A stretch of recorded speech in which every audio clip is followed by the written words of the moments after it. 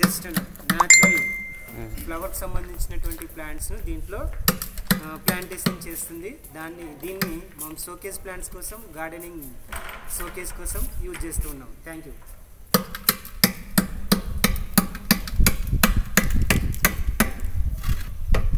So ఈ విధంగా cut చేయాలి.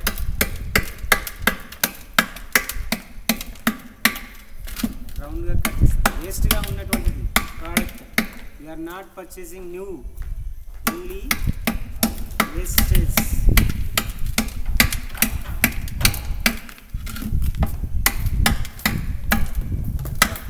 కాలేజీలో మూలకు పనికొస్తున్నాను మళ్ళీ అవి కోసేసి మేడం, అది కోసి ఏం చేస్తారంటే ఇట్లా పెట్టవచ్చు. దాని నుంచి కూడా ప్లాంట్ మంచిగా నీట్గా వచ్చేస్తాయి. సో నాకు సహకరిస్తున్నటువంటి బీసన సార్కి, భారత్ మేడం గారికి కూడా ధన్యవాదాలు. పైనుండి చెప్తున్న చంద్రన్నకు కూడా ధన్యవాదాలు. కింద నుండి ఫోటో తీసుకున్న ఆయనకి. ఇదంతా మాస్ టెక్నాలజీలో మాస్.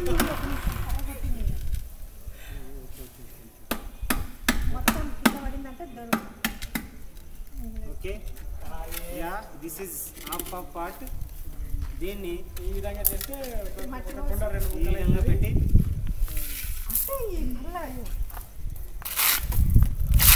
ఇలా పెట్టాలి. సో ఈ విధంగా ఉన్న తర్వాత దీని లోపలికి నల్ల మట్టిని, మంచి నల్ల మట్టిని తీసుకొని దీంట్లో ఒక హాఫ్ వరకు కానీ లేదా క్వార్టర్ 3/4 వరకు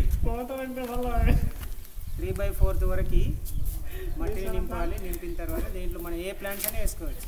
వెజిటేబుల్ ప్లాంట్స్ అయినా వేసుకోవచ్చు, షోకేస్ ప్లాంట్స్ అయినా వేసుకోవచ్చు, ఆ తర్వాత ఫ్లవరింగ్ ప్లాంట్స్ అయినా వేసుకోవచ్చు, ఇంకేమైనా వేసుకోవచ్చు. సో ఫ్రెండ్స్, మీరు కూడా ఏదైనా దొరికితే న్యాచురల్గా థింక్ చేయండి, మొక్కలను కాపాడండి, ప్రకృతిని కాపాడండి. డన్. చిన్నగా అయితే ఇది వేరైతే రాదు. వేరైతే రెండు భాగాలు చేయాలి కదా.